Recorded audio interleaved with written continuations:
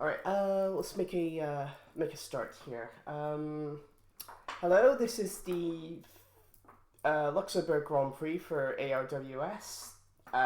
This is the fifth time we'll be running at the Nurburgring, but the first time on the Grand Prix circuit. The three original championship races were run on the short course, and we also had a non-championship race in 2014 run on the Nordschleife, which was somehow wasn't a disaster. Although we had a mega starting on the front row, so yeah, that was definitely an odd one. Not so odd this time though. We have again Martin McFry on pole position, with Takuma Taki in the racing point on the front row alongside him, with his teammate BVN, the 2019 champion, starting third, and Benoit Veuclair rounds out the front two rows in the other Foxtail. Moving down to row 3, that's Noel Simpson row 3 for Emma Kickert and Edvard Holm. That's now, no driver has run on has previously competed in any of the races aside from obviously Klon, but Dave Simpson does have a pretty good record here. He won one of the three races on the short course and also recorded a pole position and a fastest lap. So we'll see if he's got a bit of an edge here that he can give to his team. On to row 4, we have Gary Pacer and Monica Flatter. That's the March 16 for Pacer and the TBA for Monica Flatter. And her teammate will be starting on row 5. That's James Wilmington in the other TBA, and John Bean in the first of the Block Monsters.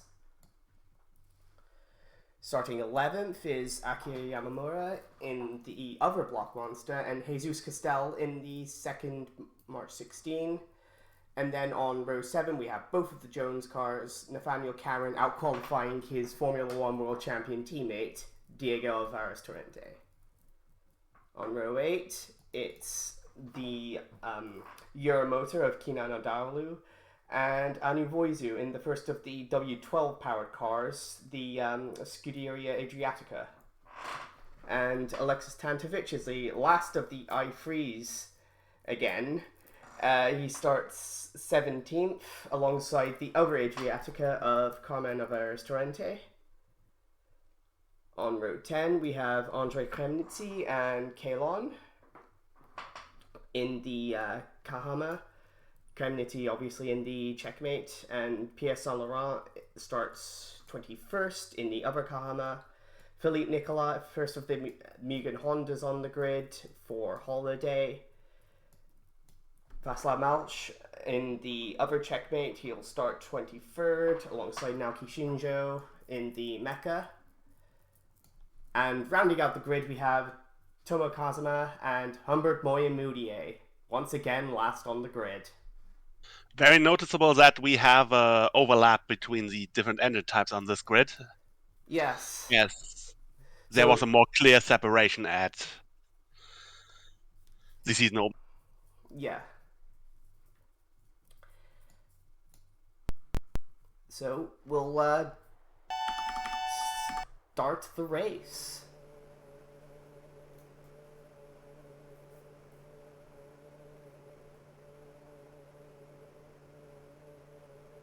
And we're off. Ooh, that looks like a bit of a bad start there for BVN as Takuma Taki... no, wait, that's BVN going for the lead already in turn 1, and he's taken it.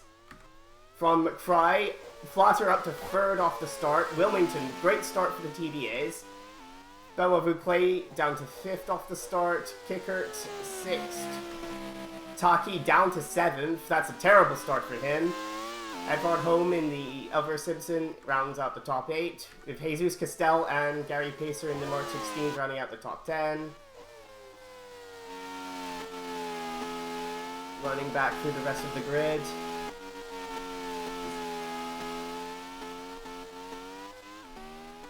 I think everybody has made it through. No, wait, no. We have a front wing damaged off the start with Carmen Alvarez Torrente. That's the problem for Adriatica. They won, and she finished 4th at the season opening Monaco Grand Prix. That is not the way she wanted to start this one.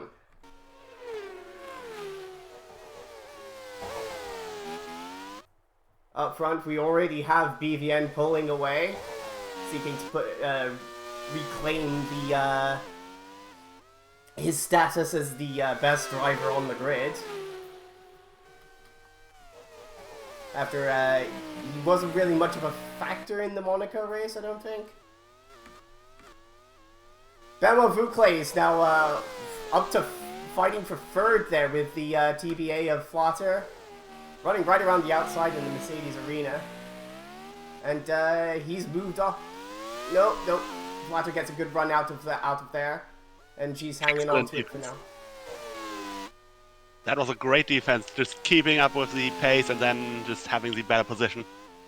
Absolutely, yeah. Definitely got the great exit out there, holding the Foxtail at bay for now.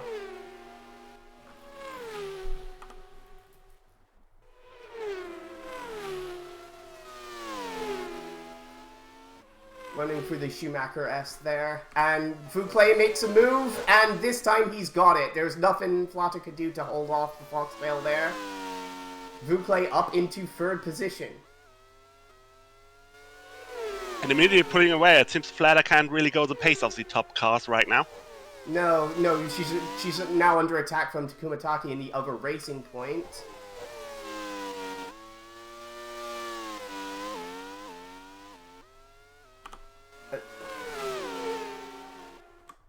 And now Taki making a move, and again, Flatter cannot defend that.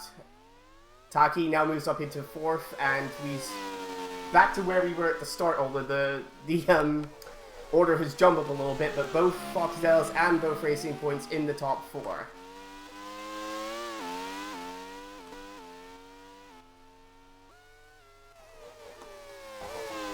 The question for TBA will now be whether to let James go ahead or trust Flatter that her pace is sufficient. Yes, she could be on a different strategy here. We are expecting this to be mostly a 2-stop or 3-stop race. After the split between 1 and 2 stops at the Monaco Grand Prix. We'll just have to see exactly how the strategy pans out for these two. And indeed, the rest of the grid.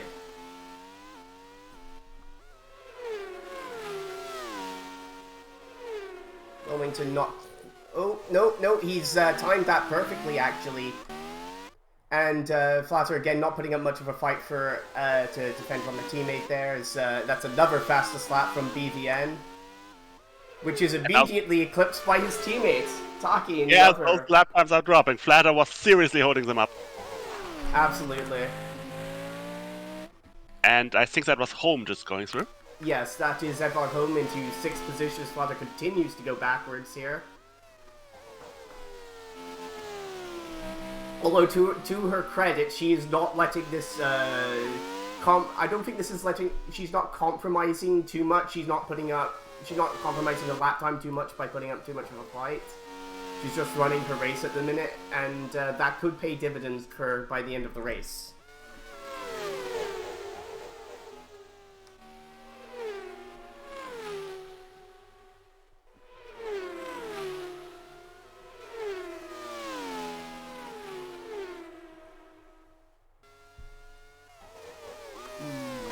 Pacer there taking a look to the inside of Flatter, but not enough of a run there to make the move on the TBA.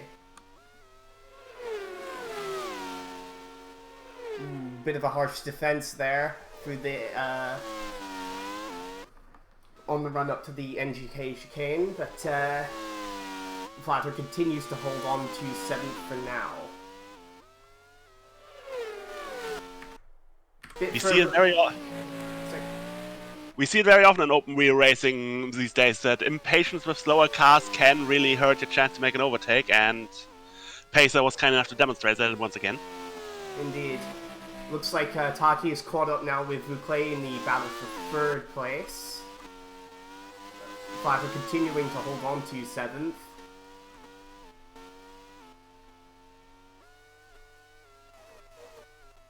Looks like it was a bit of a bad start there for John Bean. He slipped down to 14th off the start.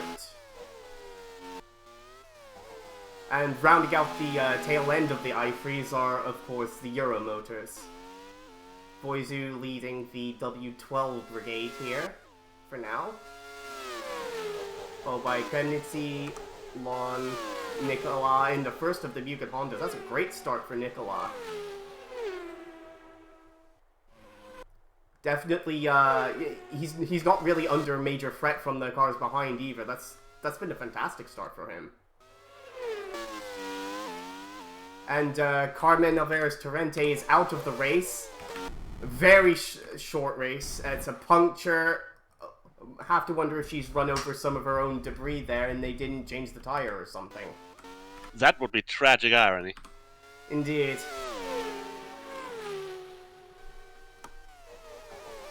McFly right now seems to be hanging on within about a second or so of BVN at the front of the field. Taki has taken over third place from Benoit Vouclair. Home 5th, Wilmington 6th. Pacer has made his way up into 7th, as has Kicker into 8th, demoting Flatter back to 9th.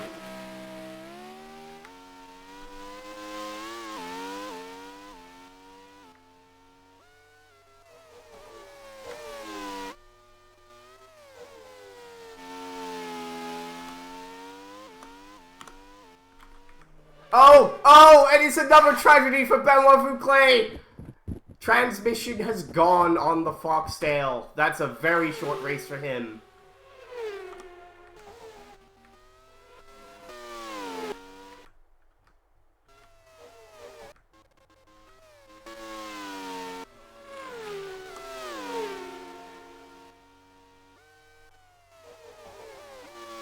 And once again, I think the Foxtail team have to be a bit nervous after they had a potential 1-2 going at Monaco, and that went out the window. And Diego Alvarez Torrente, oh, they're dropping out very quickly. Oh, Home had a spin there at the chicane, but he doesn't seem to have been in too much trouble. But trying to find Torrente here. Ardalu's fallen off the track. I can't seem to... It's all happening right now. I know. Like this laps in Monaco. Yes. Cannot seem to find Torrente to find out what happened to him. Aldalu is out. Did he just stole the car? And Moyen Mounier has spun at the chicane as well. So we're on lap 7 now, and we've already got 4 cars out of the race. Up front, it seems to be BVN, Martin McFry, and Takuma Taki pulling away from the field. Wilmington now over 6 seconds behind Taki in 3rd. Pacer has just taken what is now 5th position from Home.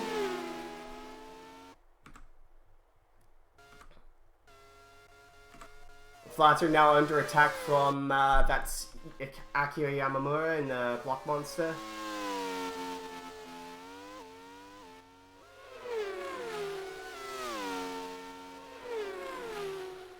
Ooh. Not able to make the hold it out there on the outside, approaching the chicane there was Yamamura. Again, a bit impatient there.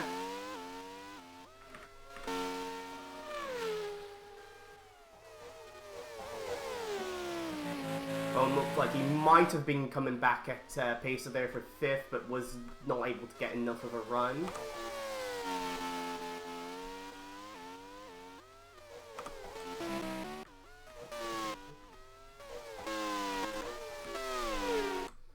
I think something might have happened to Naoki Shinjo here.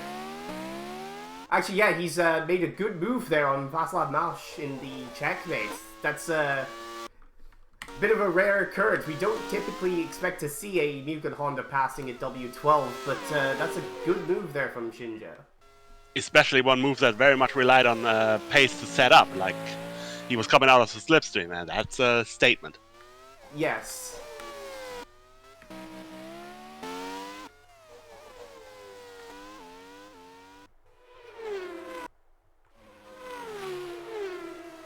already seen a gap form between the iFreeze and the Euro motor. 10 seconds behind is Tantovic. Actually, yeah, Dowling was out of the race. He stalled at the gravel trap, we think. Ooh, Cameron again, a little impatient there, being stuck behind Jesus Castel in the March 16. And oh! That issue solved itself. Indeed, that's engine going. The Ford has called time on Jesus Castel's race here, it would seem. And it's noteworthy that Wozu is once again leading the V12 pack. That served her well in Monaco, so... Indeed. She's primed here to try and use the greater reliability of the W12s to pick up a greater result. Then obviously all these IF3s that are dropping like flies, it would seem, in this early part of the race. Wasn't until the latter part of the race in Monaco that we saw a lot of them drop out, but no, they're retiring thick and fast. Castel still running out there, but I can't imagine he's going to be able to bring that car back to the pits, let alone get it repaired. Yes, I think that's enough. His engine is finally had enough. Pulls out just out of the way of Voizu there. Yamamura has made the move on Flatter for what is now 8th, and Flatter way wide in that first corner. That's held up Cameron and put him in the clutches of John Bean in the battle for 10th. So I wonder why was Cameron worried about crashing into Flatter there, because he really slowed down. Yeah. Also, just noted that Takuma Taki has moved past McFry into second position. Not sure what happened to McFry there. He was holding on to the back of Neuneuten in the racing point, but seems to have lost a couple of seconds out of nowhere. It's been a very tricky track. We've seen a lot of drivers through the run-up to this race get in trouble. Spins falling off the course and whatnot. So could be that McFry just ran wide and lost a bit of time there.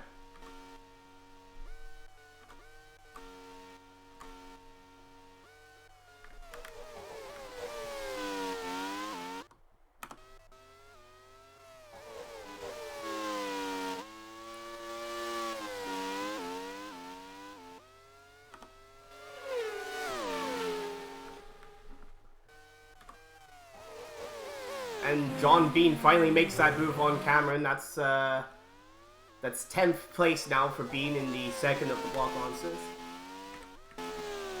And Taki's lost second place all of a sudden.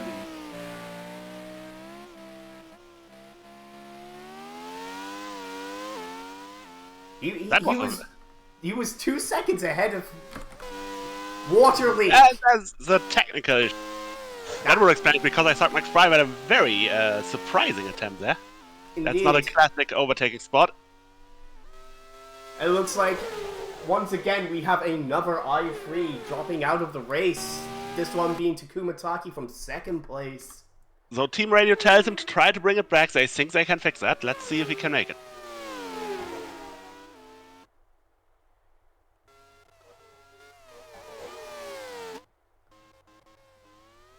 Not really a refreshing shower for Wilmington there?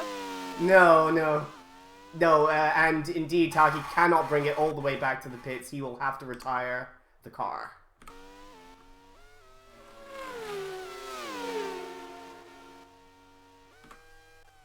Cameron, ooh, he bailed out of that at the last second. I thought we were going to have another swap of position between these two, but Cameron not quite quick enough down the straight to get the run on John Bean that he would have wanted.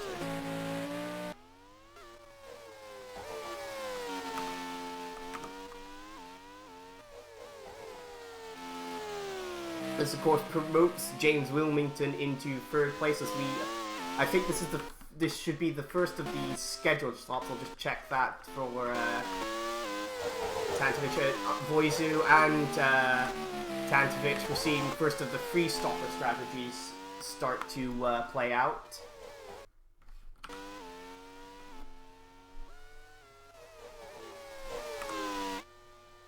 Kremnitzy also coming into the pits.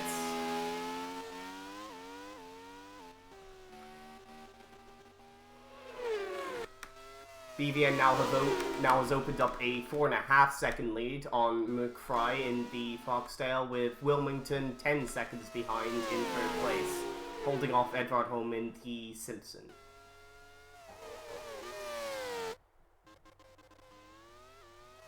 Well, looks like he's trying to set up Wilmington for an overtake here down the back straight.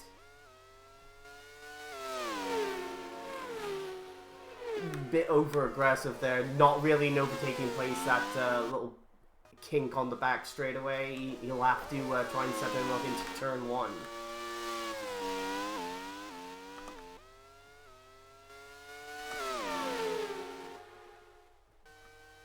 And this time Holm does get the run alongside Wilmington and takes third position. Patience is a virtue in motorsport, and it really paid off, and we got Pacer in trouble.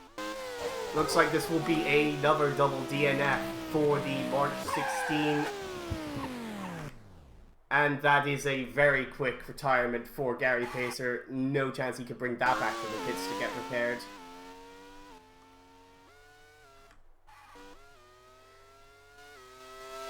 Nicola is now leading the non-I3 runners up to... He'll inherit 10th place once he passes the stricken March 16.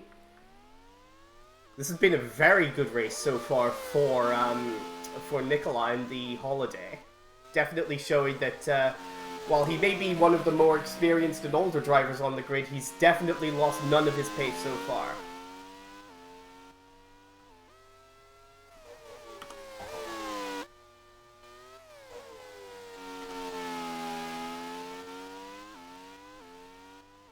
Though he is running that Mugen Honda now 40 seconds roughly behind Nathaniel Cameron up the road from him.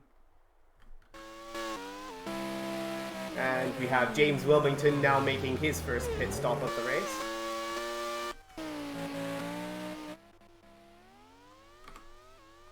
Yamamura has passed Kickert for 4th place. It looks like McFry is starting to catch up, back up to BVN. He's taken about 2 seconds out of the racing point. Doesn't seem to be a technical issue. BVN must have had outbraked himself. And oh no! The Monaco Grand Prix winner is out of the race. Anu Voizu is out. That's a transmission issue on the Adriatica. So that's after a great run at Monaco where they finished 1st and 4th, both Adriaticas out early in this one.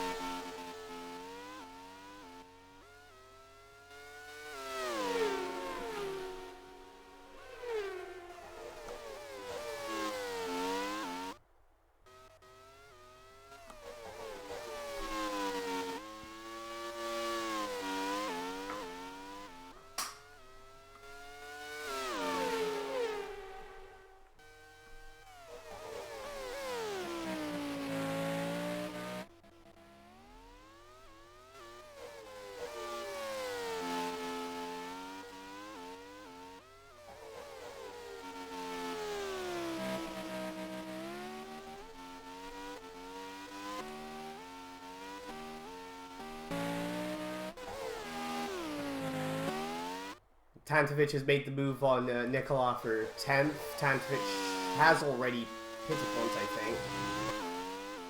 That was not the toughest overtake of his career, I'd say. No. Nikola obviously way down on power from the much more powerful Koenigsegg in the back of that Euromotor. Although now already 30 seconds behind Wilmington, who was also pitted. Safe to say Euromotor not getting the most out of that engine.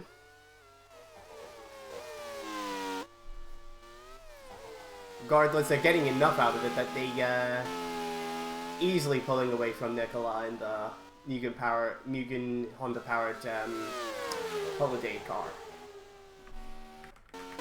And we've got now Nathaniel Cameron and Akira Yamamura pitting. Again, both of those scheduled pit stops. Those cars should be on free stoppers.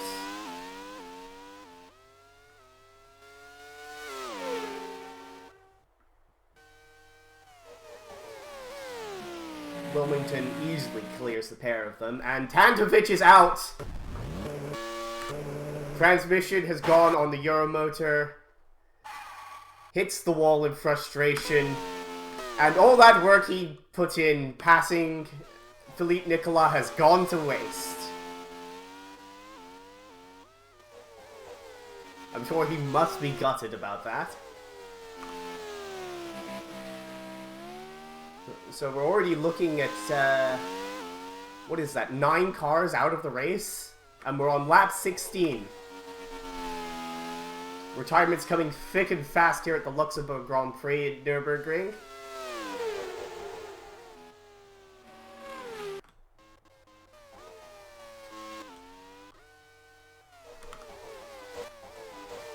McFry continuing to close in slightly on BVM for the lead. That's a... well, slightly faster on that lap, within a tenth of a second. Home, though, quicker than both of them. The Simpson definitely seeming to come in later in this first stint of the race as John Bean pits. I think that should be him going onto a 2-stop strategy.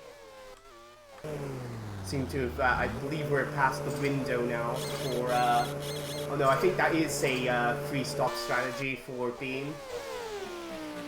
Coming in right at the tail end of the window here for the 3-stoppers.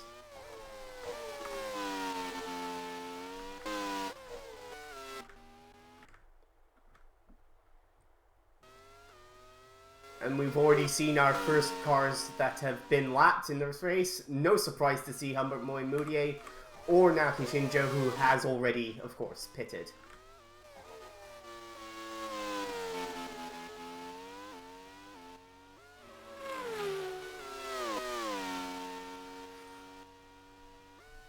Some good alertness there from Humbert Moy-Moutier. Easily allowing the leading car of McFry through, but managing to shut the door on Shinjo, who is fighting him from position, even though it's probably pretty futile given that Shinjo is a pit stop ahead.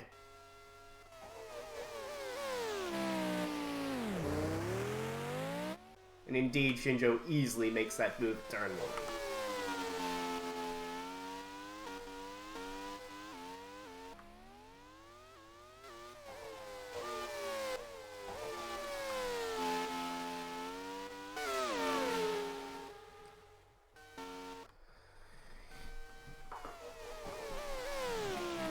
Now seeing that the, obviously the cars that have pitted and gotten fresh tires much quicker at this phase of the race. Yamamura, Cameron, Wilmington, all among the fastest cars on track, although Home is right up there with Wilmington for pace. So that's some great driving there from the Dane to still be finding that pace this late in his run.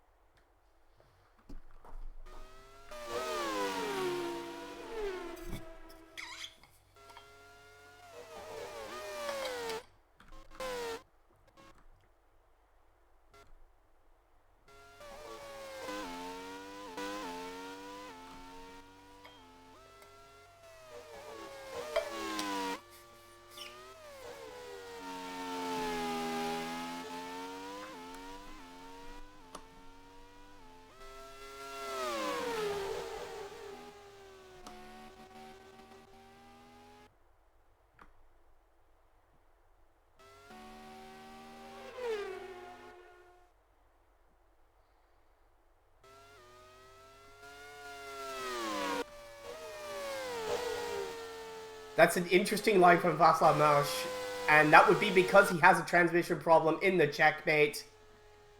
He will not be finishing this one. That's already 3 of the W12s out of this race, I believe, isn't it? I think so too. But there you notice the difficulty of the Nurburgring. Lots of shifting, lots up, down. Especially if you don't have a clear, fully clear line sometimes, because there are very corners where you could go either way with the shifting. So that takes a lot of these out of these gearboxes. Indeed, lots of stress around this track, as we've now seen Martin McFry and Edvard Holm come into the pits. Scheduled stops for both of them. That should put them clearly into the 2-stop strategy, as is Monica Flatter, who also pits. So, for lack of pace in that early in that stint, I'm a little confused by that, because again, she was on the same strategy as McFry and Holm, and having a similarly powered engine to them, you would have thought she would be able to keep up, but perhaps she's just conserving her car, trying to make sure that she can make it to the finish of this race. Of course, the i3 is notoriously unreliable, especially this early in the season.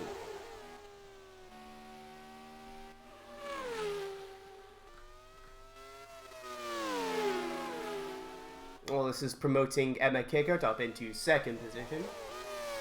Still to pit in the leading Simpson car at the moment.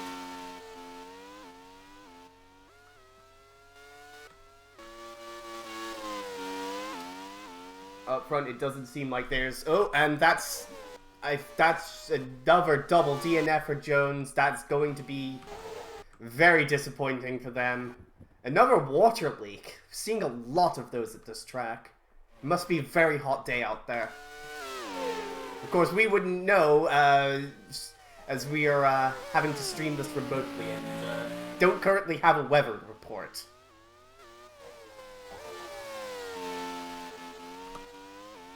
Yeah, for some reason, management thought those should be exclusive to the teams. And obviously, they decided that they were able to cut costs on the broadcast by not providing us with any sort of assistance with broadcasting these races, so we're just having to deal with this stream and make our own inferences based on that.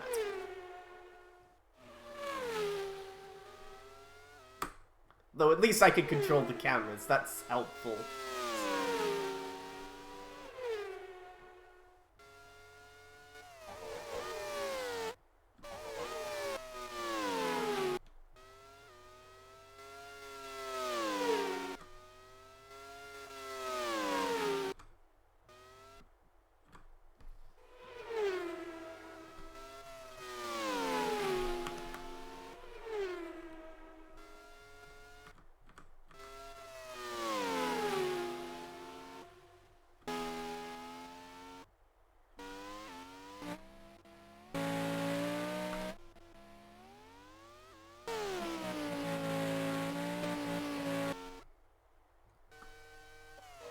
Seems that the race is entering a bit of a lull now as we wait for the pit stop strategy currently to play out. McFry and Holm now the quickest cars on the track now that they've made their pit stops and are on fresh tires. We'll see if this could actually really benefit McFry at this stage of the race, being on those fresh tires. Could give him an edge to jump BVN if and when he makes that first pit stop. They could be trying a one-stop strategy, but that would be quite risky at this track.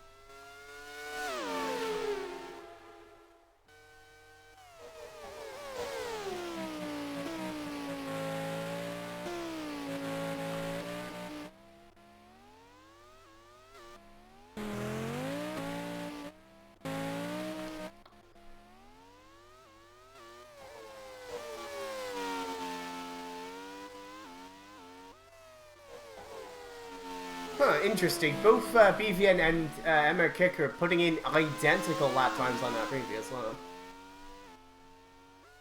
Really shows the level of competition here in ARWS. That you have two completely different drivers and two completely different cars, albeit with the same engine. No, wait, actually no. Kickert's running the rebadged Ford engine, so yes, different engines, different cars, different drivers, same lap time. Amazing. Very great rule worked out here.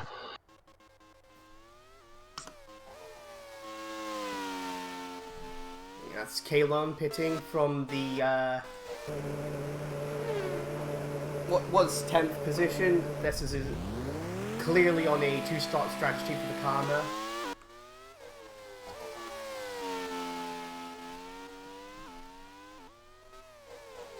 He'll be hoping that a lot more of these I3s drop out of the race to try and give the home fans something to cheer about. Especially with Klon Anna already out of the race.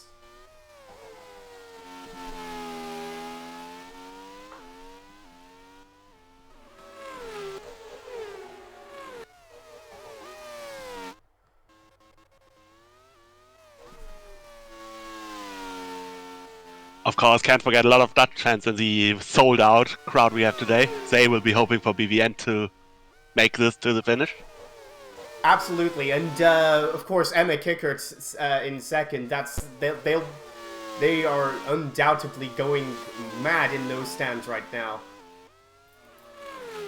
Kickert, of course, Dutch herself, the daughter of the Life GP star Peter Kickert.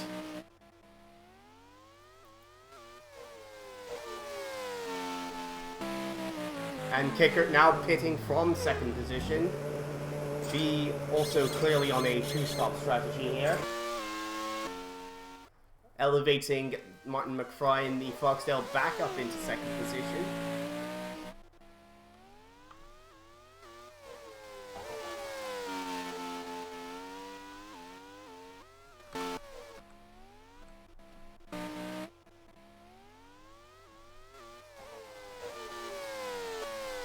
Kickert now resuming back in 7th position. Right at the tail of a bunch of traffic here as well. It's not great pit strategy from the Simpson team. They won't be really getting the most out of those tires, having to fight through all that traffic. And there she gets a bit held up by the mecha of Naki Shinjo. To be fair to him, not really a lot of places they could go there. Yeah, caught between a rock and a hard place, or for that matter, a car and a grassy place. And the leader pits. Yes, that's BVN pitting from the lead. Scheduled pit stop here.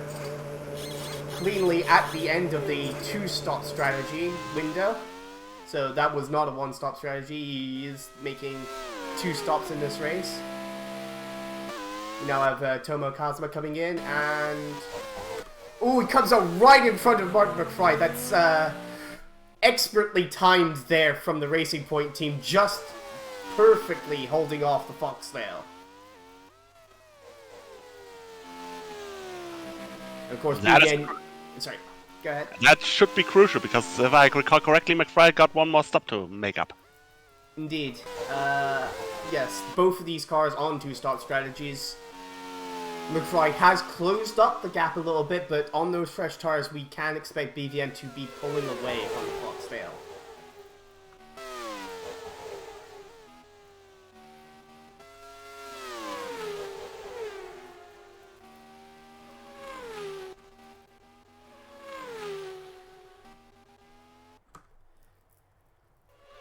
Looks like Kickert has made her way past John Bean into 6th position, now pressuring James Wilmington for 5th. Easily makes that move work on those fresher tires. She'll now be setting off after Akira Yamamura and the other block monster to try and take 4th place. Oh, McFry is slowing! Oh no! It's not, there's no technical issue, he just spun at the chicane. He almost saved it, but no cigar. Yeah, just looked like he carried a little bit too much speed there. Parks it on the racing line and then decides, no, I want to hold up Emma Kickert. Fortunately, there was no further drama as a result of that, but Kickert definitely must be fuming, and she, ooh, almost takes off her front wing at the first corner, trying to get to the inside of McFry there. And being with a risky move against Wilming, that is very tight stuff there. Yeah, just not quite able to get the replay of that one, but indeed that is Bean up into 6th position, which I believe would equal his best finish. I think he has won 6th place previously with Mecha. Famously, their first point ever was scored by John Bean.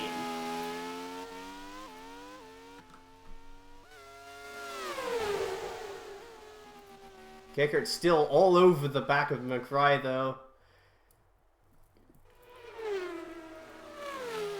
Can she do anything about the Northern Irish driver? Indeed. Ooh! Again, she really wants past that Foxtail. She's not happy at all at the minute.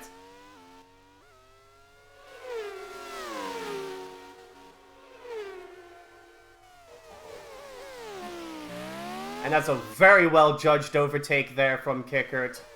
Cleanly up into 4th position, continuing her charge back through the field.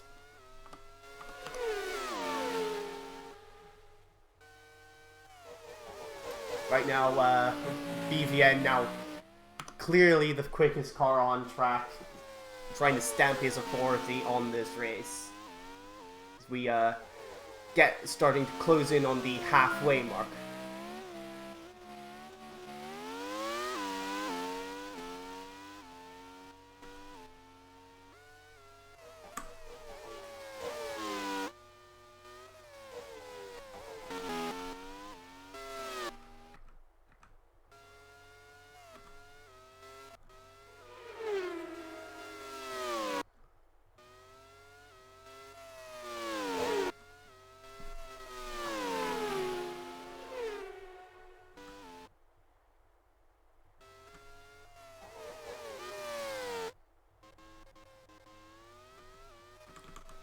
And we had an overtake there.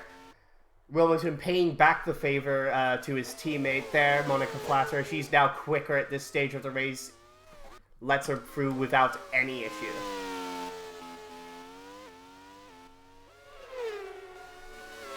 And fans tend to underrate how much that pays off in the long run, as you can't just pointlessly fight your teammate.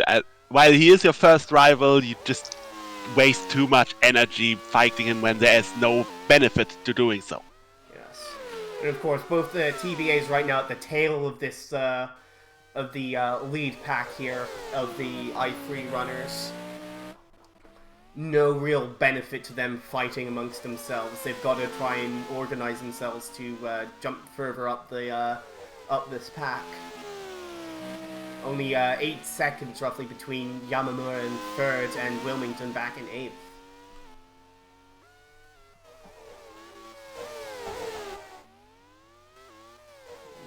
Wilmington taking an interesting line there through that corner. I think he might have been a bit overcautious there approaching the lapped Kalon.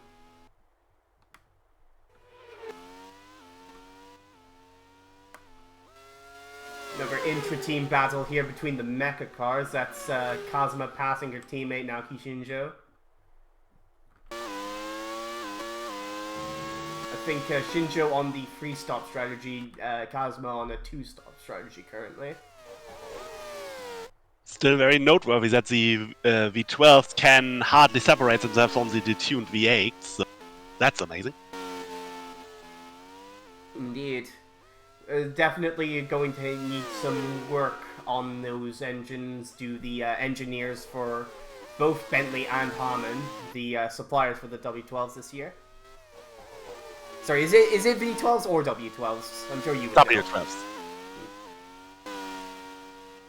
based on the Bentley model that is seen in the road car, the very luxurious road car.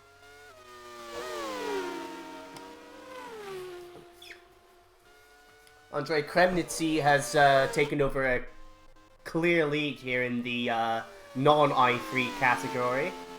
Only car currently not to be lapped, aside from, of course, all the i3s. Although that will likely change soon, as we can see BVN closing in rapidly on checkmate here. Especially for this high-speed section of the course.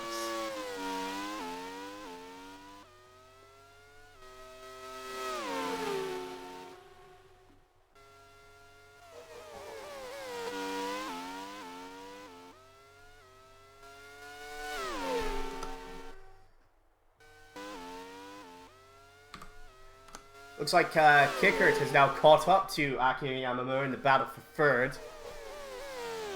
As we have the other block monster, John Bean. He's pitting, making his second of 3 stops here.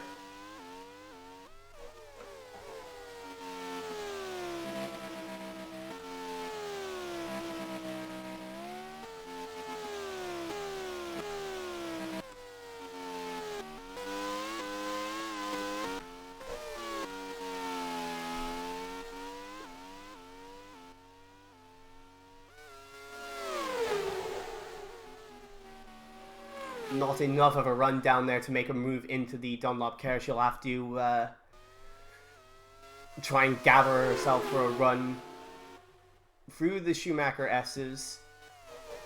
And this time, Kickert makes the move. Decisive into third place. Dutch fans in the stands very much happy with that one, I would presume. Safe to say, also regrettably we can't really hear the crowd, but yeah, that's very safe to assume. Yes. Already opening up a 1.5 second gap since not even half a lap since passing Yamamura. Kicker is really on it at this point in the race. Let's currently moving her up into third. That's actually a second and third for the Simpson team. It definitely seemed to have something around this track, and definitely making the most of it. They're, of course, the wisdom and experience imparted to them from Dave Simpson, as we now have Pierre Saint-Laurent in the Bentley Kahama pitting, and Andrei Kremnitzy is off the track! What? Must have just spun off, doesn't seem to be a technical issue, he's just waiting for a gap to rejoin the track without any incident, but that is costing him a lot of time over his the cars behind him. Indeed, that's cost him 9th place to Philippe Nicolas. What a drive by Nicolas. Absolutely, really showing his class and talent in this one. Must be frustrated that he was not picked up to drive one of the i3s, but I dare say he could well be a threat for a title with the reliability of the Mugen Honda V8 in that holiday. I fully agree. Saying that, he's got some company. Familiar face definitely for Nicolas. Kalon in the Bentley Kahama. Not too far behind. See if we can pick up some lap times for these two. 147.9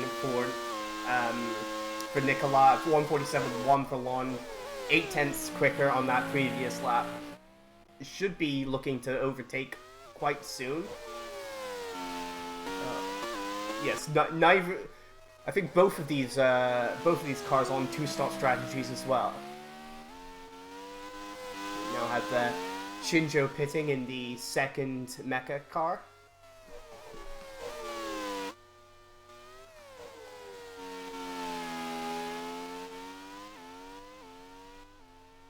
And John Bean is out of the race. That's another of the i3s out. And yet another water leak. Yet another water leak. That is crazy work. absolutely going for the Brit. The Australian-born Brit, I should note, who is confusingly sponsored by the Indonesian branch of KFC. Of course, Jaganya Ayam.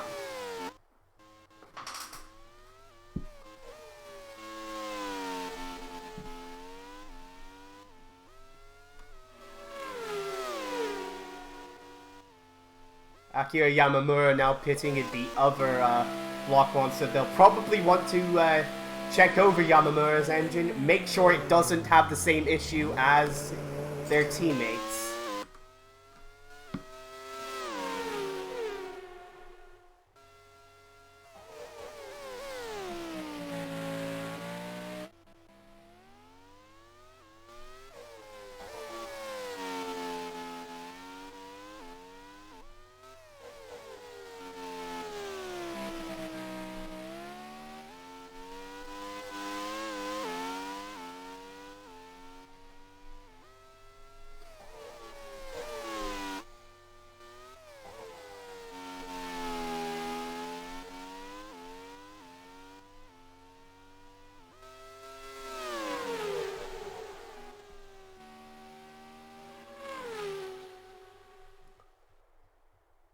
Lon rapidly closing in on Nicola through the Schumacher S, likely going to try and set up a move on the way into the chicane here.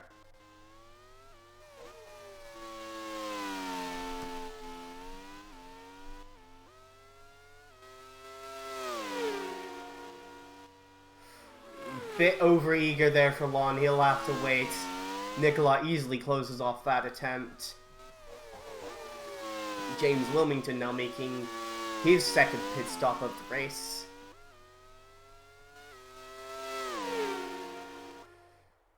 Not a great stint there for Wilmington, but we'll be hoping that the second half of his race goes a bit cleaner as Lon now makes his way up into 8th position.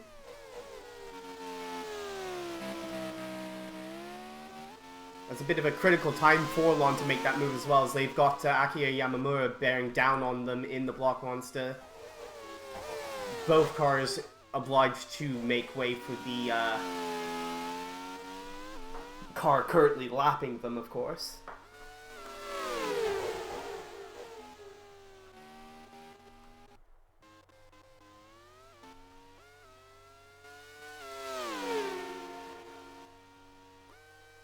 Martin McFly really not doing a whole lot of this race after qualifying on pole and then just spinning at the chicane. Really just seems to have lost quite a lot of pace since the opening portion of the race. Might have overcooked the tires there and just looking to conserve the car for the remainder of the race. Maybe pick up a couple more points here, hoping one of the cars ahead of him drops out and his does not.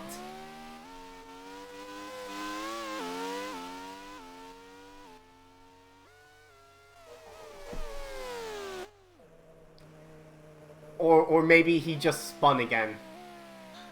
I think that's very much a confidence issue at this point. The earlier spin, not obviously, it also affected his tires, but it really can nag at your confidence sometimes when you are really pushing for a win and then you go in there and you just make that one mistake and you just never recover mentally. Yes, definitely. McFry has never won an ARWS race. Doesn't look like it'll happen for him today, especially with those 2 spins. He has to be wondering inside that helmet, when's it gonna be my turn? It's been a long time for Martin McFry.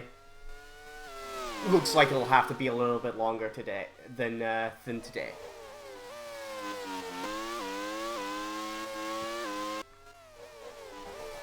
Vauxhall don't look like they're going to be... Oh, that's Yamamura out of the race. Another transmission issue here for the block monster, so that's both block monsters out of the race. They still look... Hold on, what's happened to Kalon? He's just dropped a ton of time there. Did he get held up behind Yamamura somehow? That'll be a very interesting question for the post-race interview. But his line looked generally a bit weird.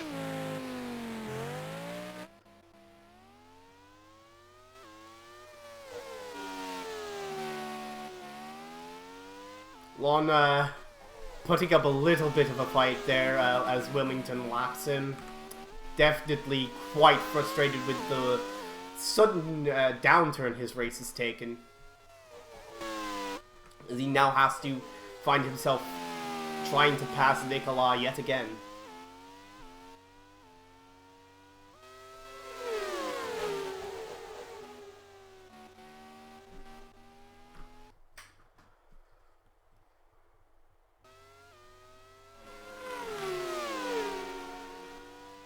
Also note there that Emma Kirkert's still the fastest car on track, a second a lap faster currently than BVN up front, although she is 20 seconds behind the Racing Point. She is only about 3.5 seconds behind her teammate, so definitely got a good shot of getting a good result and perhaps even securing a Dutch 1-2 for the fans in the stands.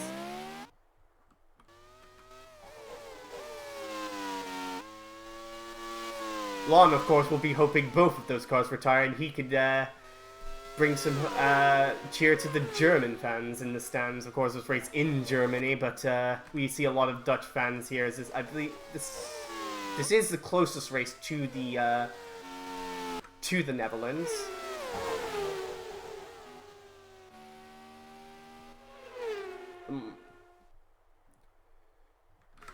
Well, it would either be this race or the race in Brands Hatch, although that would obviously require crossing the English Channel and all. Probably depends on where you are in the Netherlands, but That is true.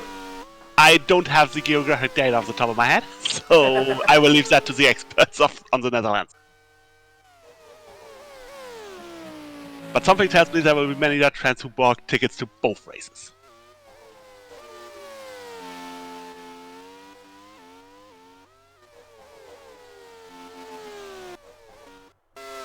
And we've got Monica Flotter pitting for the, yes, one of the TBAs there. Again, another scheduled stop for her.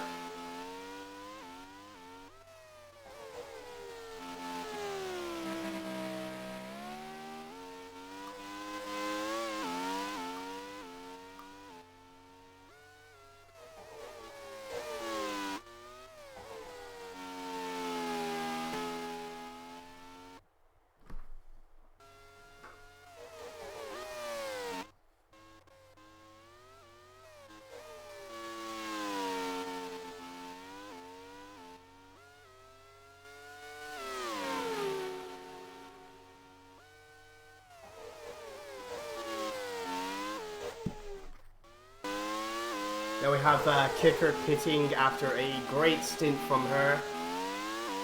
Should be her second and final pit stop of the race.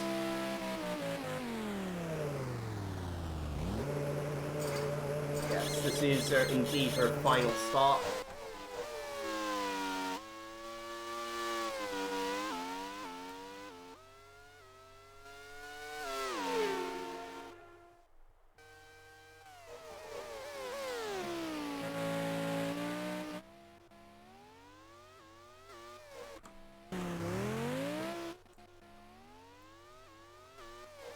Comes out in fairly clear air, only the 2 laps down Humber Boy Moutier really immediately in her way in those fresh tires, so she'll have a bit of an easier time at the start of the stint than in the previous one.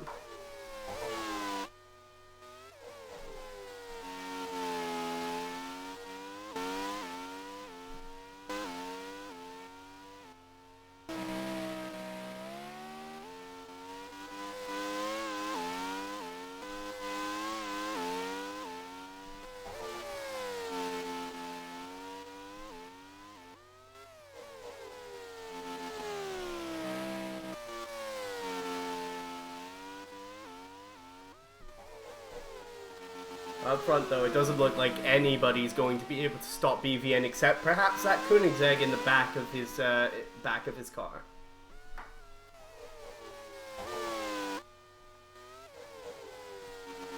He's had control of this race pretty much since the start, and nobody's really looked like really challenging for it on the track.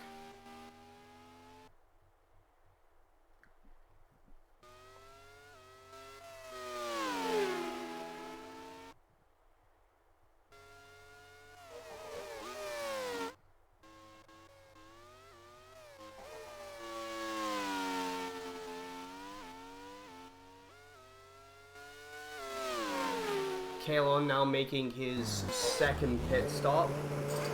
That is indeed his final pit stop of this race.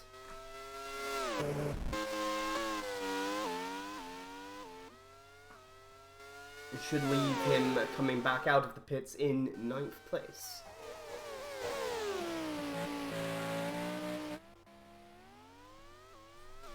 Thankfully not getting in the way of BVN, our race leader. Indeed.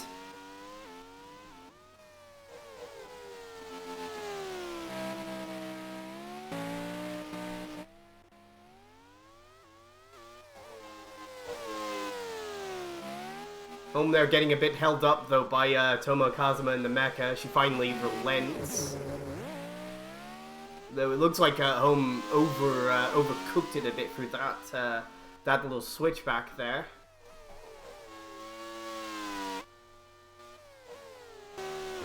Oh, it's a loose wheel on the Simpson. That's a disappointment for the admittedly much smaller Danish component in the crowd. Absolutely. And Home was having a fantastic race too. He's really been quite a revelation in his first couple of ARWS starts. He's not really much of a track record in single seaters, more of a sometime sports car driver, but he's really showed that he has what it takes to fight at the front of this field. We'll definitely be hoping for greater things in the future as we have the race leader now in the pits and Tomo Kazuma has spun off.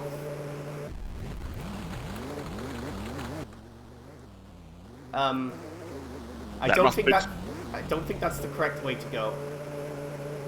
Yeah, I don't quite really understand what she's doing there either, but...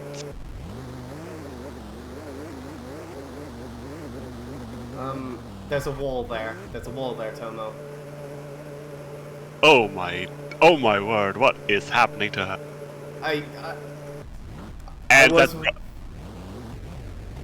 That drops her down to last place, obviously. Obviously, and we have Martin McFry pitting, Humbert Boy Moutier pitting. McFry comes out of the pits back in 5th place. Boy Moutier gets basically a free pit stop here as Tomo Kazuma cannot find her way out of the gravel. Oh, she's finally found her way back onto the track and back into the gravel. Oh dear, oh dear. Oh, this has to be this is an absolute disaster for Tomo in that mecha. She had put in a great performance at Monaco, I believe, but no, she's just has it gotten to her again, the pressure of being an ARWS driver. It has happened previously. It's just, what can you say? It's such a shame to see that happen to such a talented young driver.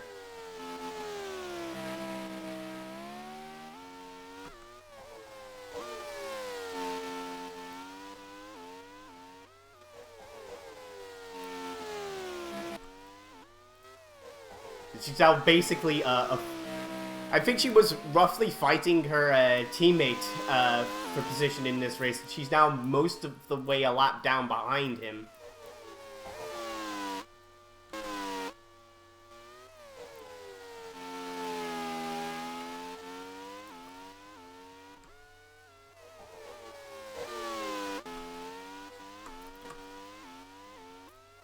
Looks like James Wilmington might be coming back at his teammate here at this this stage of the race. We now have Philippe Nicolas pitting from 6th position.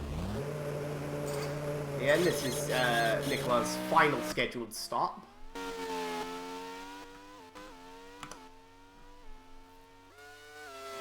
As Wilmington nearly a full second faster than his teammate on that previous lap. And they got Martin McFry now closing in on him.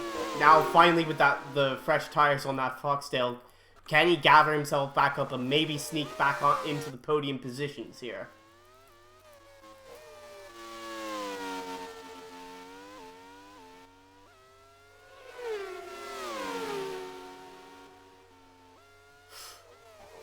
Oh, not quite there, Martin. You're gonna have to pick your spots a little bit better than that.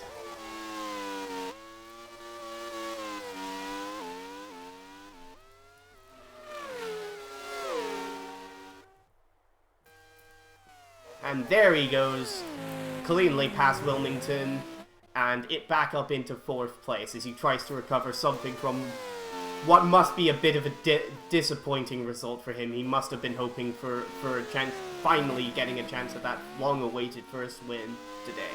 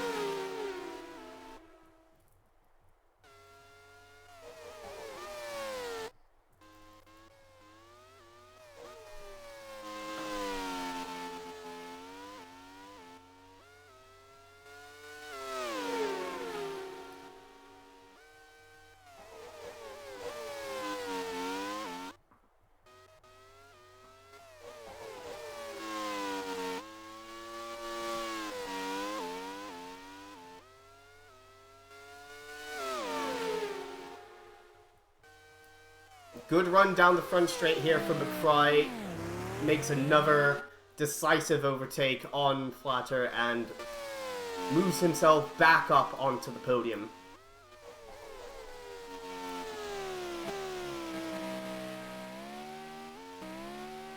That would be the third of his career, but we got a long way still to go. Absolutely, and the first since, I believe, 2015. It's been a long wait for that third podium for McFry.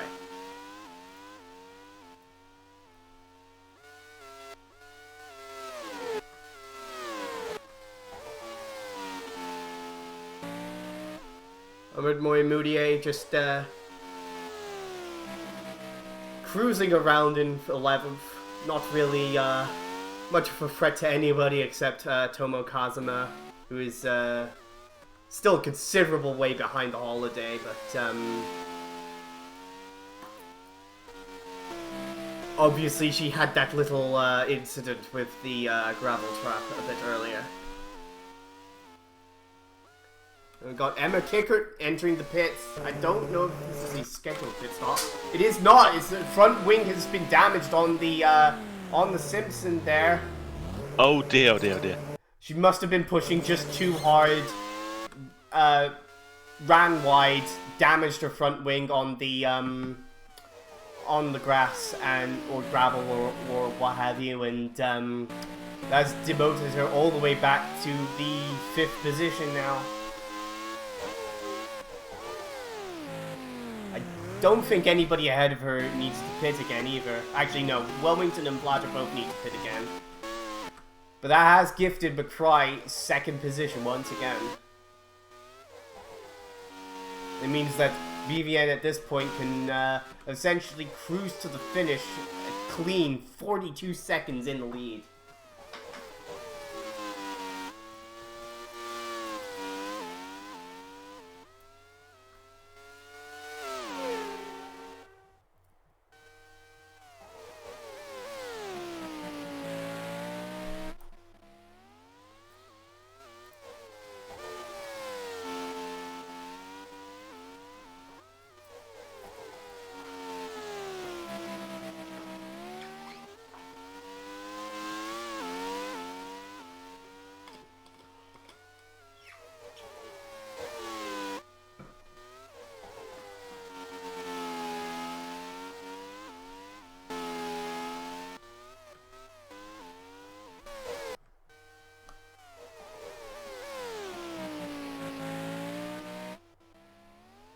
McFry and BVM both putting in similar lap times, but with those 2 spins earlier in the race, McFry can only wonder what might have happened had he had a chance, had he kept it clean and kept it in a position to potentially still fight for this race.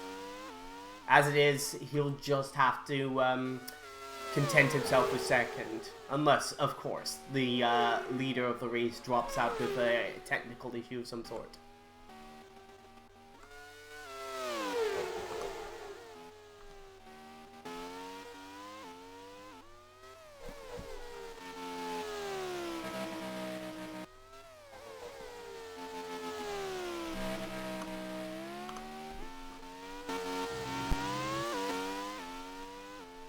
Kernitzy currently leading the W12 runners, all 2 of them that are left in this race, but is expected to pit within the next couple of laps, which I believe would hand 6th position over to Klon, although it could be quite close between the pair of them.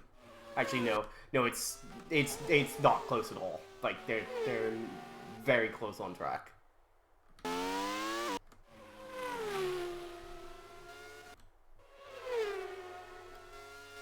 Nicola continuing to have a fantastic run though in the holiday. Still not that far behind Klon in the Bentley Paracana.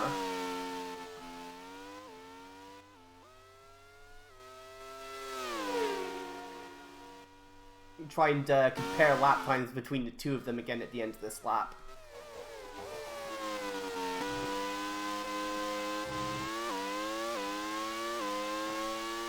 Let's say 150.1 for Lon, and a 147.1 for Nicola. There must have been an issue for Lon on that previous lap. That's unusually slow for the German. I think BVN came through to lap him, but that is just a guess.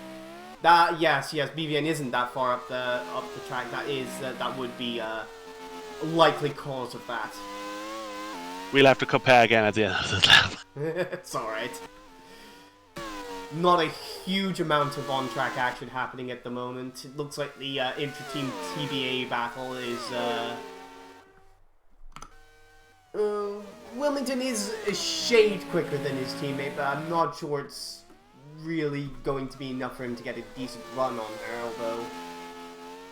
In any case, 2 seconds behind, he's going to have to close in a little bit. Kicker again closing in on the pair of them much quicker. I think they must have changed tires on that previous stop, but of course she's still a fair distance behind as well.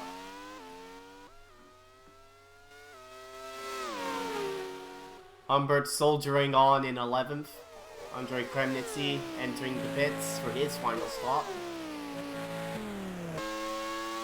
147.2 for Lon, 147.4 for Nicola. That's only 0.2 slower. That's really impressive from the Frenchman.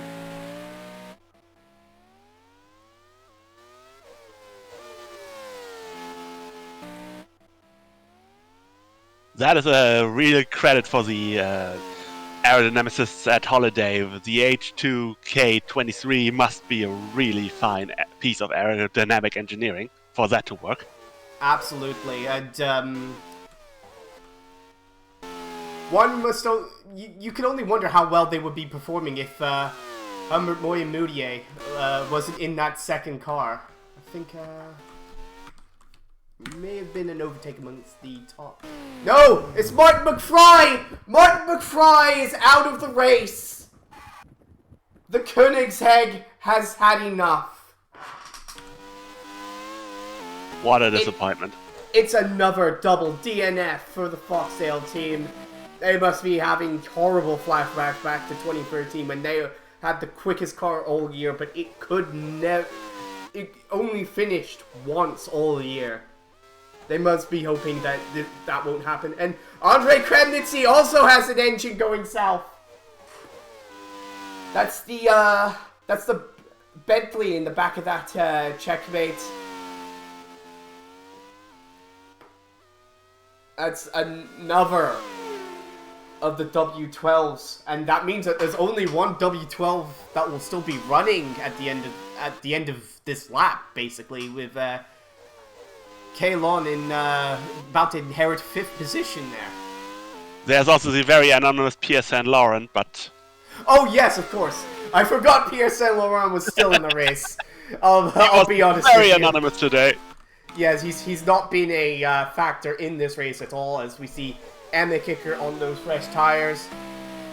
And James Wilmington just fell off the track there. No spin, no major drama, but he will lose that podium position to the charging Emma Kicker, who has been putting on a fine performance today.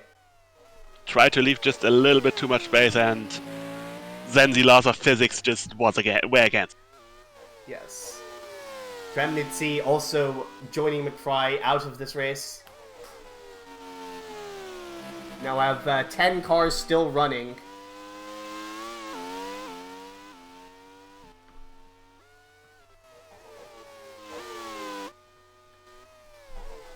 It means that Humbert Moutier is now, as long as he finishes this race, he's guaranteed another top 10 finish. And with Kazuma this as far behind him as she is, it's likely to be another 9th place finish. I believe he finished 9th in Monaco. Indeed, he did.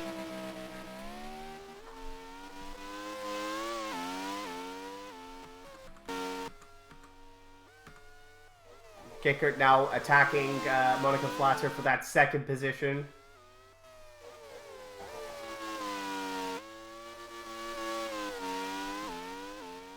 Again, on those fresh tires, she should be able to... Actually, no, she doesn't really get a great run out of that final corner. Can't really attack her into the first one. Wilmington pits. Indeed. Actually, yes, that is the scheduled stop for Wilmington.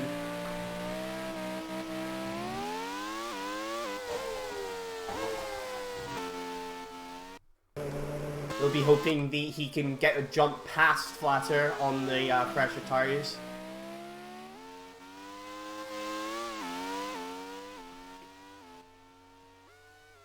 Then they come up to lap Pierre Saint Laurent, who really cuts off Kickert there. Not sure what the Canadian was thinking.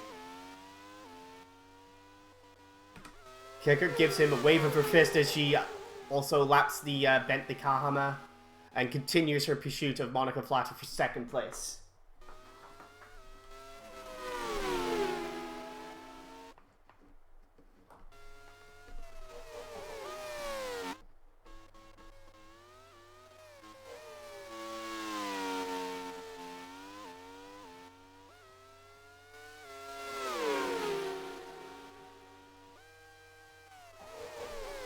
And that's... Oh no! She's overcooked it in the chicane! Emma Kickert!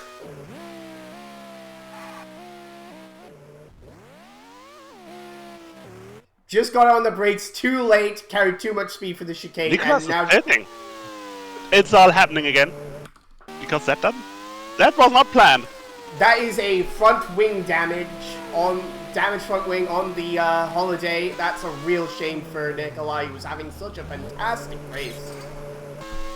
And it will grant Pierre Saint Laurent 6th position here. And he could be under attack from Naoki Shinjo. Naoki Shinjo coming down the front straightaway now. Nikolai comes out, holds on to 7th. But that was... so, in the end, that will cost the team 2 points, and it will, will likely cost the team 2 points. We don't know exactly how this race will finish, but, that's a real shame for Nikolai. He was running such a fantastic race.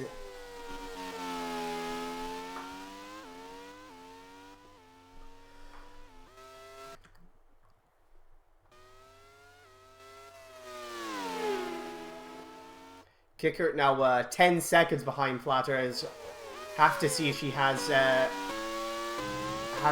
pace to try and catch back up to the TBA before the end of this race. And about 8 or 9 laps to go. It looks like it'll be a bit of a tall order for her to do that.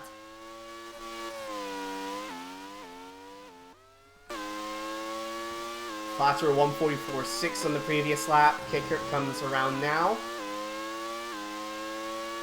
143.2. Even with that spin, those tires are still holding up very well on the Simpson. She could have another crack at Flatter for second by the end of this one.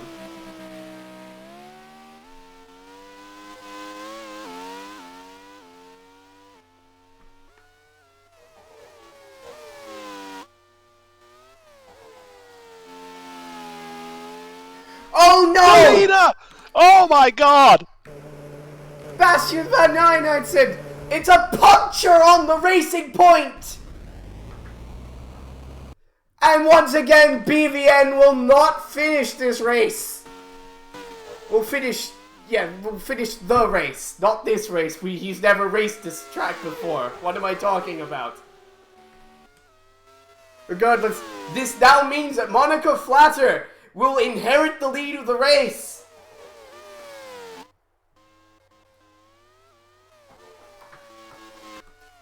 And it now means that Emma Kicker is chasing her for the lead. Will that spin a couple of laps ago be all too costly for Kickert? It is, for a driver, it is especially better if you rob yourself of a victory with a mistake, so I cannot imagine what must be going on inside Emma's helmet right now if they so much as tell her, which I personally as a team boss wouldn't. Yes, but I mean, she could easily just look out the side of her car and see the two racing points out on the side of the track and make the conclusion for herself. That is true. On previous lap, Kicker only 0.4 quicker than Flatter.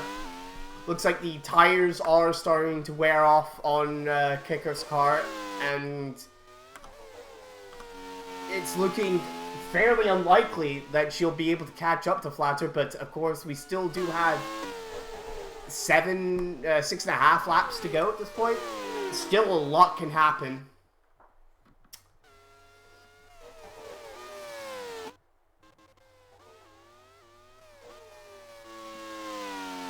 And of course it seems like we are in for a very good day for the woman of motorsport as well, because we are looking at back-to-back female victories.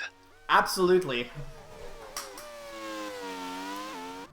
And also a great day for the TBA team. They've got both their cars up on the podium currently. Flatter leading, Wilmington in third.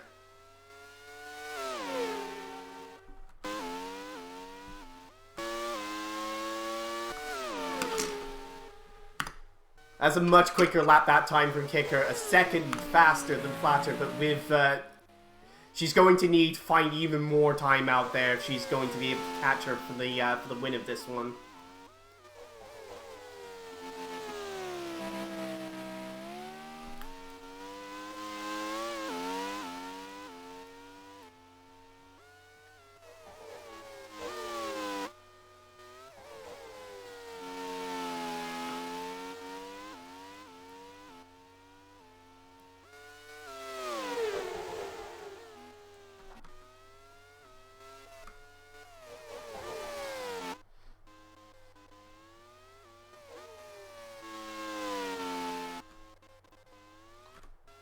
No traffic currently between Kicker and Flatter. The next car up to be lapped by them is the Mecca of Tomo Kazuma.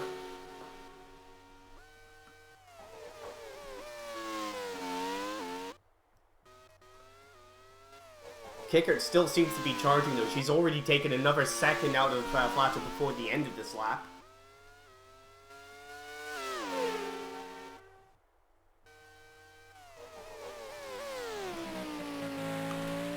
It's still not, she still looks like she'll be about a second behind by the end of this race, but you never know exactly how the race will pan out until it's over.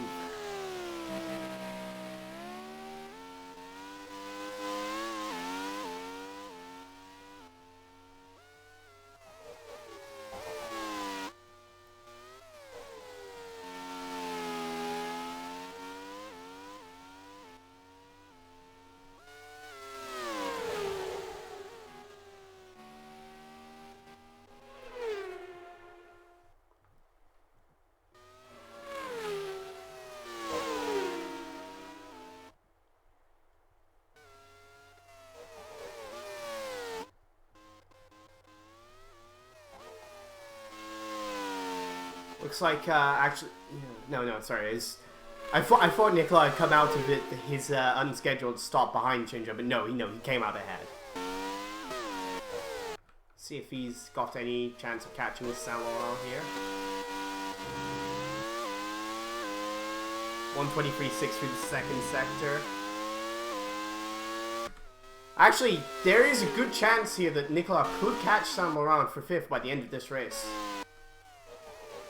But of course, all our eyes have to be on the battle for the win between Flatter, who is getting held up by Tomo Kazuma. This is not what she needs right now. Kicker taking another second out of the TBA on that previous lap.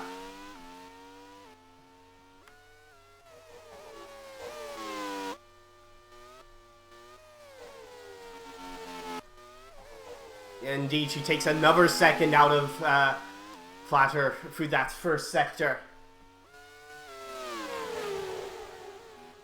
Both of these drivers, ARWS rookies, Flatter herself coming from the DTM ranks after a bit of a difficult period in the junior categories. Won the DTM championship with TBA before they decided to move over to ARWS and impress the team bosses enough that they put her in one of their ARWS cars, and she's definitely proving them right so far, but can she hang on for the win here? Kicker now closing in on Kazuma for, well, not for position, but to try and lap her and not lose too much time. She's got her at a good position here.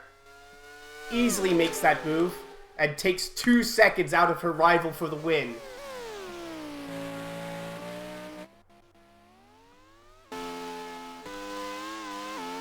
Next car up for them to be lapped, lap is Humbert Moy Moutier in the second of the two holidays. They're far enough away. They probably will catch him, but they might not. And now we can now start to see Kicker in shot as we follow Flatter around the track. There she is coming out of the Dunlop car. She can see the leader in her sights. Can she close in and try and take this win back? After spinning just after passing Flatter for position. It was second position at the time, but then BVN, the leader, dropped out with a puncture. Was it a puncture or a loose wheel? Either way, it was one of the two. And it was a puncture. Yes, it was puncture. And now they cross the line. 3 laps to go. Another 8/10 out of the lead. And James Wilmington is out in the second of the 2 TBAs. It was looking to be a banner day for the team. You can't seem to find him on track. Not sure exactly what happened there.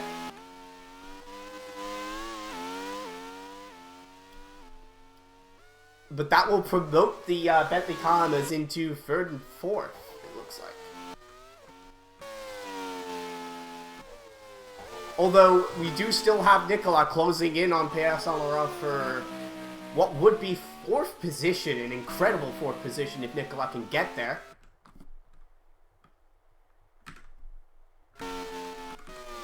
This Kicker is shown in the lead. What? Oh no! Yeah. Monica Flatter is out of the race! Oh, that's a real tragedy for the TBA. They were on course for an incredible 1-3 in their second ever race. But both cars now out within moments of each other. At the very least, they will be classified and score major points. That's absolutely good for the team championship. You have to keep your eyes on the championship at all times, but for Flatter, it's going to be absolutely devastating for her. She had a real great shot to take her first ever win in only her second race. And it would have been the first win for an Austrian driver as well, but it was not to be. And this must be absolutely... Well, Emma Kickert must be absolutely grinning from ear to ear under that helmet. She has now... Oh no! Oh my god, what is happening? What is going on? What has happened in the closing laps of this race? Once again, we have all the leading cars just dropping out. Another transmission issue has claimed Anna Kicker from this race. And that means that the leader is going to be Klon! This is crazy. This is unbelievable. Who could have seen it coming? Klon, I didn't really think he had much of a chance at this one. It looked like the i3s would be reliable enough that at least one of them would be able to finish, but no, they're all going for the second race in a row. Every single i3 is out of this race. Notoriously unreliable, those i3 engines, and now it's looking like we could be on for a 1-2 for Bentley Kahama. That would be the first 1-2 ever for Kahama. In all their years of competing in ARWS, they've never had a 1-2 finish. But there is still the question of Philippe Nicolas, because I believe he is still closing in on the, soon-to-be second-placed car of Pierre Saint-Laurent. He hasn't quite come through to pick up the position just yet. Again, checking the sector times, 1:22.7, and Nicolas has spun! Philippe Nicolas has spun and he's lost!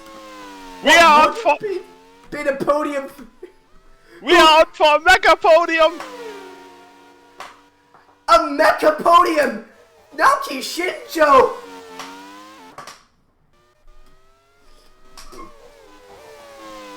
I can't believe what I'm seeing here! But it would be appropriate for NECA to take their first championship ARWS podium, because they did get one at the non-championship race at the Nordschleife. The green hell is green heaven for Mecha, it seems. Absolutely. And Naoki Shinjo is on course to take an incredible podium for the Mecha team. Their first ever in championship ARWS competition at the very least. As we now have only a couple of laps to go here. Nicolas not too far behind, but I'm not sure he'll be able to catch Shinjo to retake that podium position.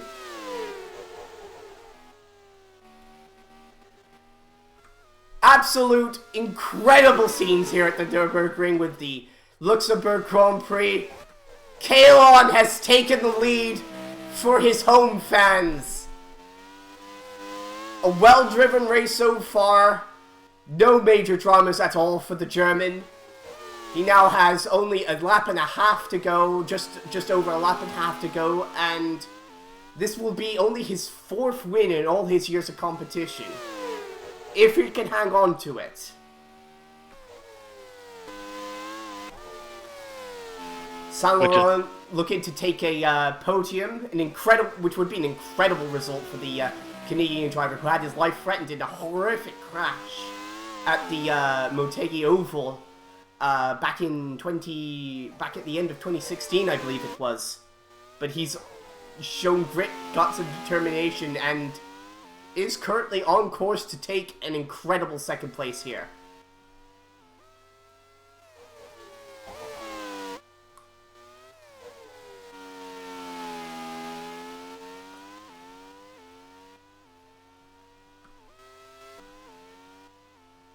Nicolas 4 seconds behind Shinjo. This is the penultimate lap of the race.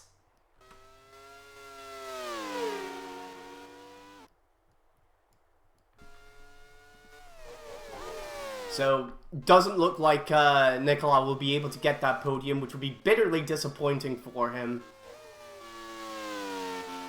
After he was on course to inherit what would have been second place. But up front, it's all Klon on this final lap.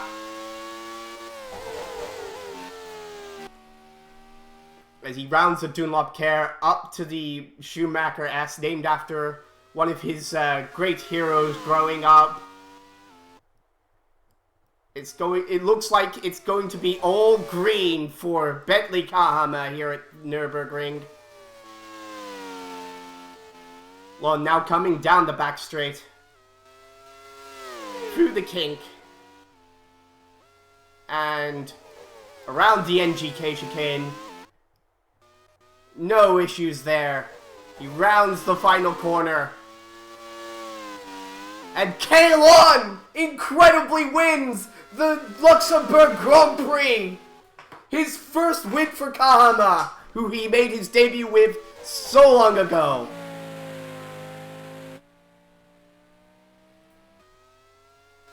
Humbert Moyen-Moutier picks up a 5th place finish.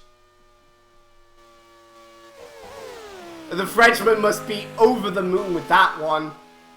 Kazuma finishing 6th. It will be some slight consolation after she's spent that time beached in the gravel. Pierre Soleron finishes off an incredible 1-2 for Bentley. And Naoki Shinjo takes the podium, the first podium for Mecha. All of Indonesia must be delighted with this. This is an incredible reward for a long, long period of perseverance. They have been here since 2014. It's been almost 10 years. They somehow managed to get the funds for a return, and it paid off handsomely.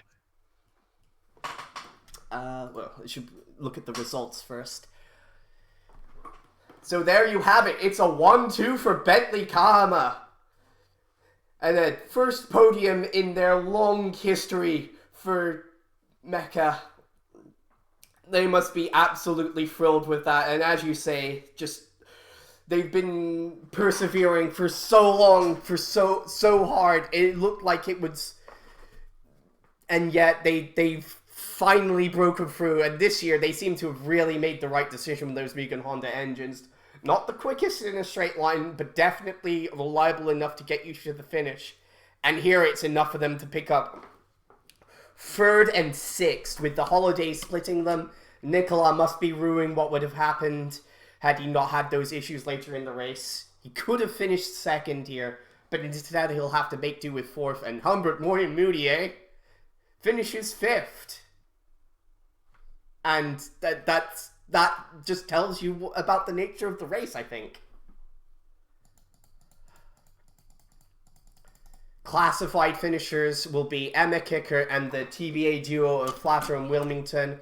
All 3 of these were on course for podiums, and they will instead find themselves 7th, 8th, and 9th. And what can you say about BVN?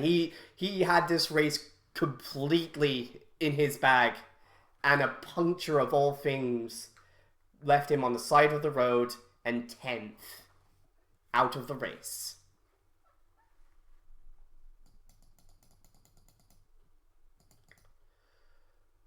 Martin McFry again, another double DNF for Foxtail. They'll have to hope that these issues sort themselves out soon. They can't afford another 2013, I would imagine. Not so much in the pocketbooks, but for their hearts. It's been really heartbreaking to see the fortunes of that team over the years. In particular, the puncture must be very bitter for Pirelli, because it ended up handing the first win to Good Ride of all manufacturers. So that's a day of first in many aspects. Absolutely. In fact, that's a now that you mention it, it's well, I don't think it's the first win for an overall driver. It's the first for quite a while. We'll have to check up on that. But Klon, of course, taking over management of Bentley Kahama from one-time teammate Barry Mori, and a man who he's had some disagreements with in the past, but I'm sure both of them can put their differences aside here and celebrate what is a historic 1-2 for Bentley Kahama. Good morning. Am I late? Indeed, you are late. The race is over. And it's a 1-2 for Kahama. Disappointing. I would have been here a bit earlier, but I slept in a wee bit, and you know yourself. Saturdays for sleeping. It happens. I still did the whole routine of the fry up and everything before I turned on my computer, because I mean, I don't blame you at all. Fry-ups are worth putting any. Do a fry-up every morning before leaving. It's annoying. Like I get up so much earlier than most of my work colleagues because I insist on making like a proper fry-up before going to work, rather than just having like, I don't know, like a cup of coffee and on the go, or like some rubbish like that. But your man Humbert Moy-Moutier finished Yo, the mega talent himself. a giga talent. Giga talent, that's the word. What a legend, a living legend. Absolutely. The 30 minutes of Moy-Moutier, those are history. It's 5th place Humbert giga talent. Wait, is it Kyload or K-load? It is pronounced Kai, but it's actually pronounced Kai, but he's going with K internationally. It's sort of like a Helio Castroneves thing or JJ Lowe. Read his VK type job. Yeah. Unfortunately for the Euromotors, they obviously both failed to finish. No. A lot of transmission issues and water leaks. Benny Vogler, no. Yes.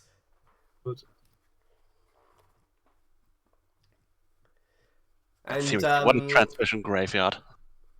I think our Dalu stalled in the gravel at one point. Right, I think okay. That's I have my plan for Niji Sanji. Oh wait, no, USA still I think makes more sense. Because again, it is like, let's just be clear, it is more of a. Though having talked about it as actually a different driver that makes more sense for the story. Go on. That'd be Reinaldo Jimenez, a Tropican driver who was more or less forced to do motorsport by El Presidente back then when Tropico got into racing. And now you could make the story that he retired, got into VTubing, and now Nichi Sanji is forcing him to race again. Yes! I love this. We have to do that. Well, do you reckon we should have